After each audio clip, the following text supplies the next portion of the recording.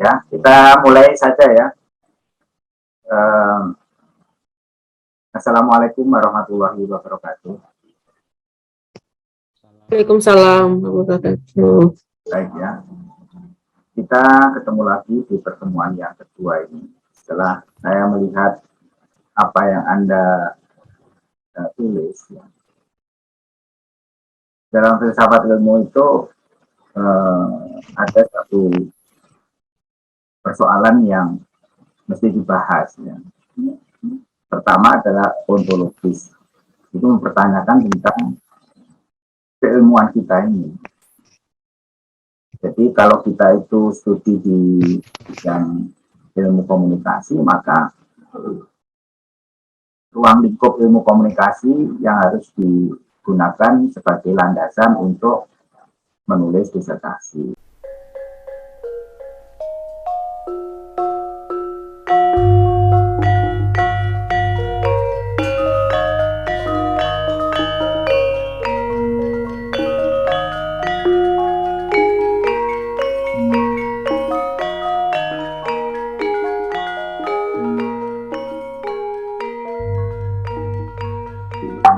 Yang kedua adalah juga terminologi yang digunakan juga harus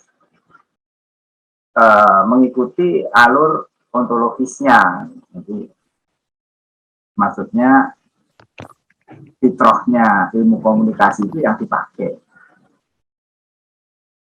Ya, yang sudah ujian beberapa mahasiswa bahkan yang sudah lulus itu dia keluar dari terminologi ontologisnya. Tagar ya, tagar di media nasional dan wacana yang dikembangkan itu yang digunakan bukan terminologi ilmu komunikasi, yang digunakan adalah terminologi sosiologi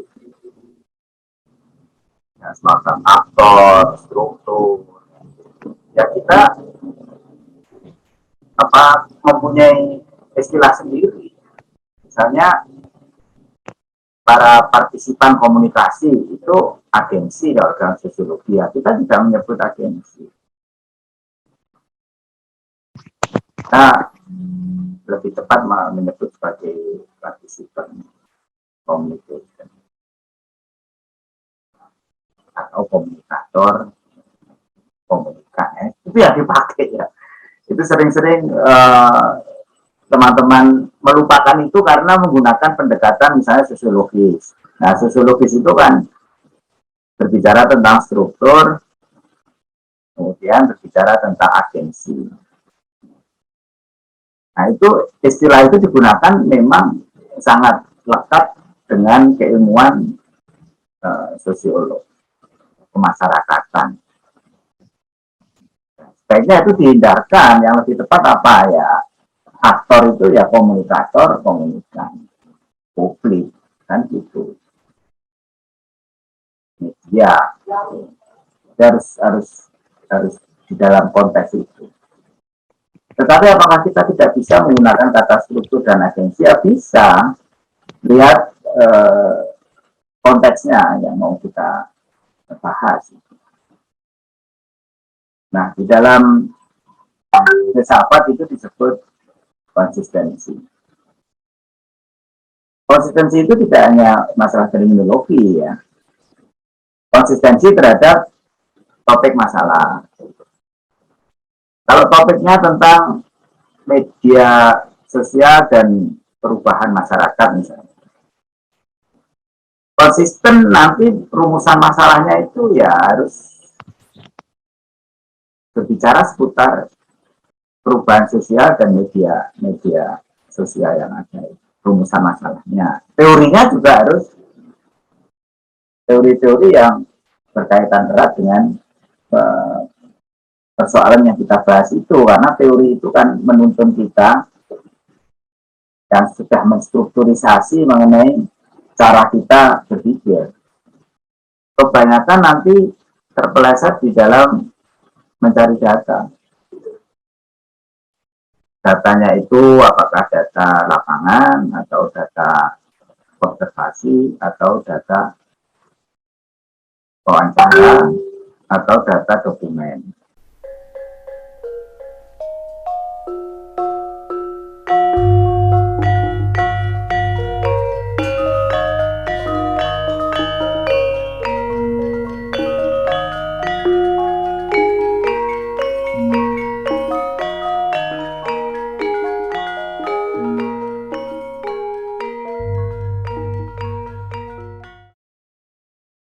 Harus jelas posisinya, apalagi nanti di dalam analisisnya juga harus berisi tentang pertanyaan.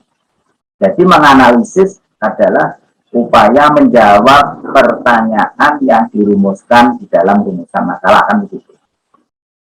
Kalau enggak ya melanggar prinsip konsistensi, tidak konsisten. Nah, kesimpulannya bagaimana konsisten itu ya? Kesimpulannya adalah menjawab. Ya, tadi ada pembahasan lalu menjawab. Menjawab itu bukan meresume ya. Misalkan pertanyaannya bagaimana pengaruh media sosial terhadap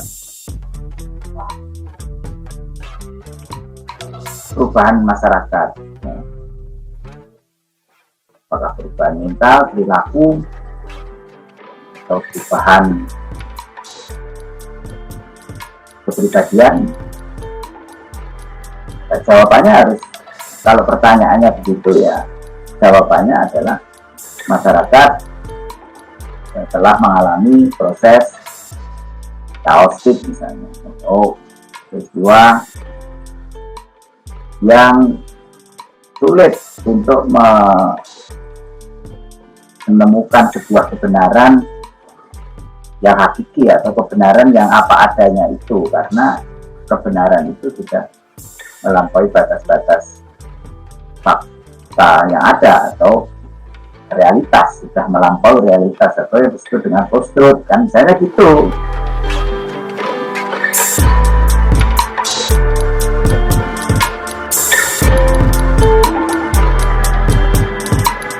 Jadi antara topik, rumusan masalah, teori, metodologi,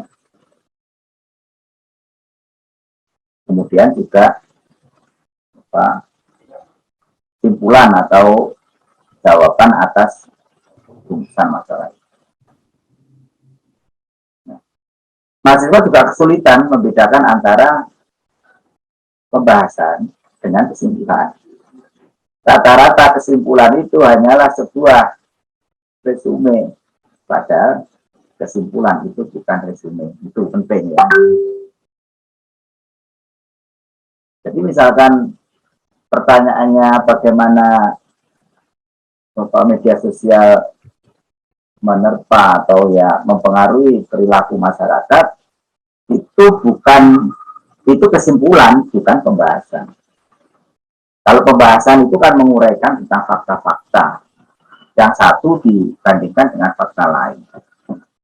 Nah, di situ mahasiswa juga mengalami kesulitan, terutama membangun sebuah analisis dari berbagai sumber data. Ada mahasiswa yang menganalisis itu sumber datanya cuma wawancara, padahal di depan disebutkan observasi, dokumen, literatur atau referensi, reference book misalnya. Tidak paham orang ini. Ya saya tanya, ini kesimpulannya kok begini, bagaimana? Kok saya lihat di daftar wawancara itu merupakan pendapat dari narasumber. Saya bilang, ya ini bukan kesimpulan, ini pendapat narasumber. Karena apa? Karena dia tidak mengambil intisari dari analisis itu. Nah, waktu saya tanya, lalu apa gunanya Anda membuat observasi? Ya ini begini. Ya sudah. Mana penyajian datamu observasi? Kan saya tanya begitu. Tidak ada, dia tidak punya. Nah, berarti apa? Dia tidak paham bahwa menulis disertasi itu harus ada data yang disajikan. Kalau di depan ada keinginan untuk melakukan satu apa observasi, ya observasinya ditunjukkan kapan, di mana, hasilnya seperti apa. Dan itu dianalisis, itu maksudnya diolah berdasarkan data yang diperoleh dari wawancara, hasil observasi, dari buku-buku, dan dari data primer. Mana data primernya? Dia tidak bisa membedakan antara data primer dan data sekunder. Oh, itu repot lagi. Itu apa bahaya calon-calon dokter yang enggak, yang malas belajar itu seperti itu. Dia tidak paham kedudukan. Waktu S2, S1 ya diberi definisi data primer, data sekunder, tapi belum pernah menyebutkan bahwa ini ada data primer, bedanya dengan data sekunder. Jenis data primer itu berupa apa? Wah, berupa wawancara. Ya, berupa wawancara. Anda wawancara dengan siapa? Saya berwawancara dengan Mr. X. Dia mengalami tidak kejadian itu? Tidak mengalami. Dia diceritani orang apa enggak? Tidak diceritani. Dia hanya membaca dari hasil. Itu bukan data primer. Bedanya begitu itu tidak bisa, berbahaya sekali. Maka yang kedua, kalau tadi ontologis, ini epistemologis. Kalau epistemologis itu lebih kepada metode. Padahal dalam setiap langkah menulis disertasi itu ada metodenya sendiri-sendiri. Jadi metodologi itu dapat disebutkan sebagai kumpulan dari metode-metode. Lalu bagaimana cara mempelajarinya? Ya, cara mempelajarinya satu-satu. Metode menentukan kebaruan. Coba, siapa yang bisa punya pengalaman menemukan kebaruan? Kalau Anda pernah membaca buku-buku yang sudah terbit, ya, terutama hasil disertasi, hampir seluruh dokter yang sudah menulis itu pasti itu menjadi entry point. Nah, kalau topik sudah ketemu menentukan kebaruan itu, pengalaman saya sendiri, saya sekolah di Eropa itu, di Paris ya, saya menemukannya agak lama, sekitar 6 bulan. Profesor saya namanya Dennis Lombard. Kalau nggak ketemu ya tiap minggu diberi bacaan apakah 2 buku, 3 buku, sehingga sampai 6 bulan saya baca kurang lebih 50 buku termasuk jurnal.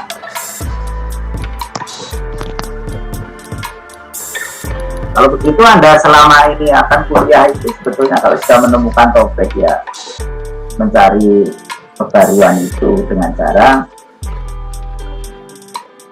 menyebut penelitian serupa yang Anda tidak lagi mengulang itu ya, supaya tidak terjadi redundancy atau plagiasi. Itu baru metode membuat latar belakang. Pertama ya, menemukan kebaruan. Dalam bahasa Prancisnya itu l'état de l'art. Dalam bahasa Inggrisnya state of the art. Bukan yang unik ya di dalam kebaruan itu.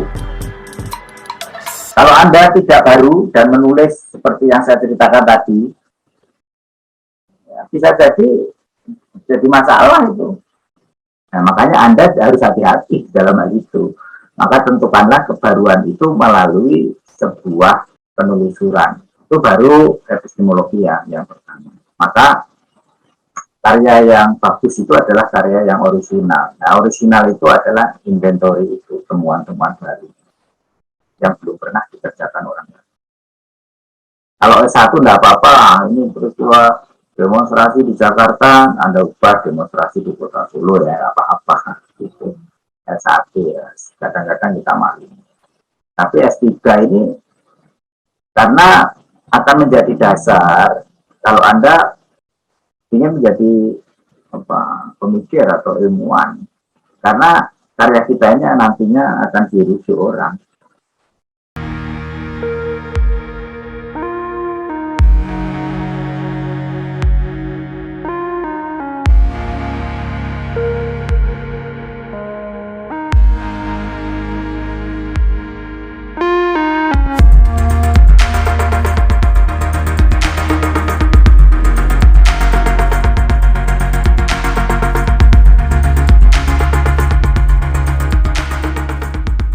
Yang kedua, kalau Anda sudah memilih topik yang Anda anggap orisinal, belum pernah dikaji orang,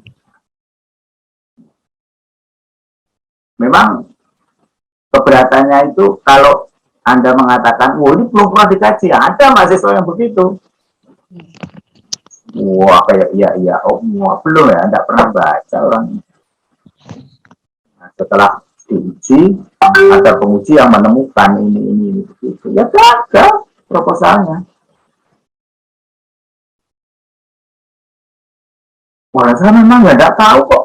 Saya disalahkan, tidak boleh. Jadi dokter nggak boleh begitu. Oh, memang saya nggak tahu kok. Ya, kita tidak boleh begitu. Makanya di dalam state of the art, di dalam kebaruan itu, betul-betul Anda harus menggali, ya, mengkaji apa namanya secara lebihan ya, apa namanya teliti. Nah, yang kedua setelah kita kebaruan itu, maka perlu dibuktikan apakah ada fakta-fakta yang Anda temukan untuk mengkaji lebih lanjut.